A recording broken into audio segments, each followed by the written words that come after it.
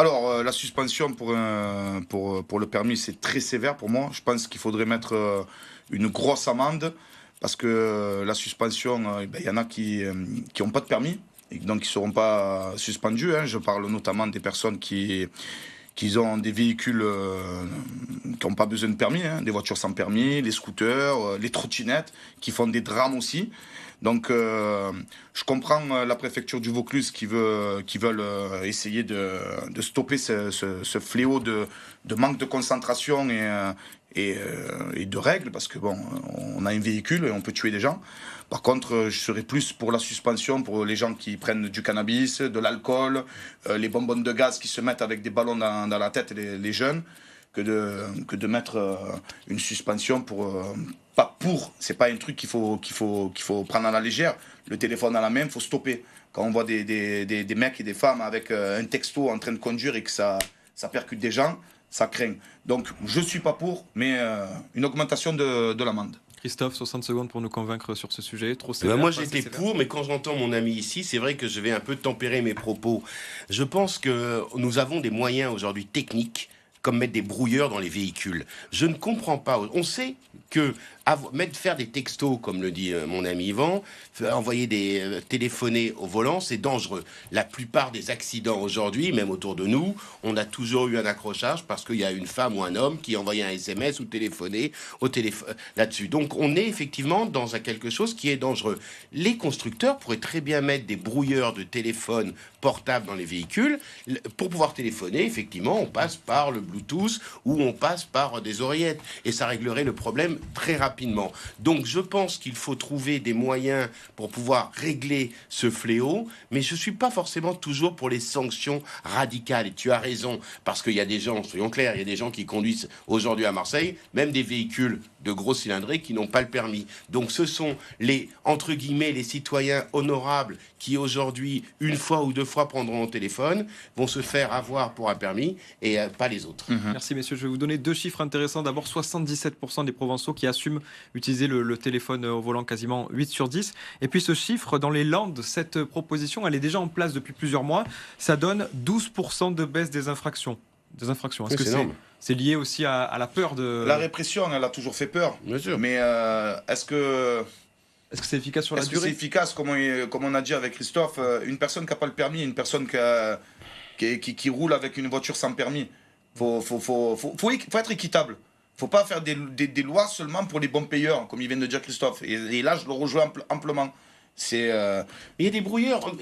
À un moment donné, la technique peut nous permettre, et ça coûte pas cher de faire un brouilleur. Moi, les applications, je pense. Mais c'est les brouilleurs. C'est qu'il y a des endroits aujourd'hui où le téléphone n'est pas utilisable. Donc on met un petit brouilleur dans un véhicule, ça coûte 100 balles. Le constructeur peut très bien mettre un brouilleur dans le véhicule, et c'est plombé comme n'importe quel système homologué. Et on rentre dans le véhicule, le téléphone ne peut pas passer, sauf avec un Bluetooth, sauf avec des oreillettes. Intégré, ouais. Le risque là-dessus, c'est d'ailleurs un des arguments des automobilistes, c'est en cas d'urgence, si je dois appeler quelqu'un sur une urgence, le GPS aussi, comment ça se passe si on a un brouilleur dans la voiture ?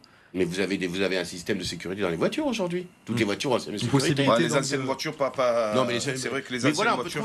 Que répressive. Moi, je suis pas pour parce que, comme disait mon ami, on se retrouve dans une situation aujourd'hui où il y a 2 poids 2 mesures. Et je le disais sur ce plateau la semaine dernière, c'est quand une mesure est considérée injuste par nos populations, que nos populations, nos concitoyens se révoltent et râlent. Et ils ont raison. Il faut que la justice soit la même pour tous. Sinon, il y a un vrai problème face à la question, encore une fois, de la citoyenneté. C'est toujours ce débat que nous avons aujourd'hui, et parce que je suis un homme politique, et je le vois avec la montée des extrêmes.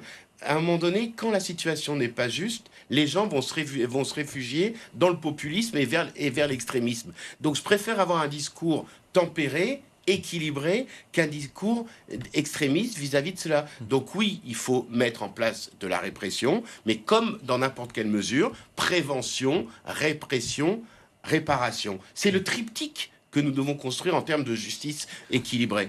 Yvan, vous aviez soulevé déjà le sujet dans vos 60 secondes. Est-ce qu'on est trop répressif sur la question du téléphone, pas assez sur d'autres questions, par exemple la vitesse, ou aussi d'autres actions qu'on peut faire dans la voiture, manger, se maquiller, ça peut déconcentrer, ça aussi.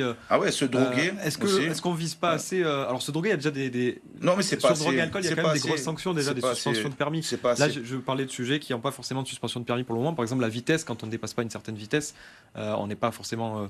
Est-ce qu'on vise trop, la question du téléphone, pas La assez certains problématique, sujets c'est. On a parlé de répression, on a parlé de prévention, mais on ne parle pas de formation aussi. Parce que la formation aussi, ce serait bien qu'on en parle à l'école, de dire, ben voilà, ça c'est pas bien, ça c'est bien, ça c'est pas bien.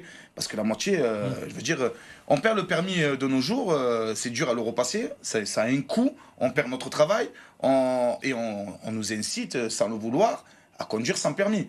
Un livreur, on ne peut plus lui dire, tu perds ton permis parce qu'il est en train d'appeler comment on appelle ça, la cliente ou le client pour dire descendez, j'ai votre colis, la police revient, on fait comment? Et on ne peut pas aussi dire ah non mais les livreurs, mais les infirmiers, mais les policiers, t'as raison. Donc il faut trouver une... Et quand il parle de suspension, il parle de quoi? Alors on parle de retrait de points, non? Non, là on parle vraiment d'une suspension de permis, ça devient compliqué. Moi je dis que ça devient compliqué. La répression pour moi faut stopper un peu là, c'est compliqué parce que si on perd le permis à Marseille avec les transports en commun, on bouge plus. On parle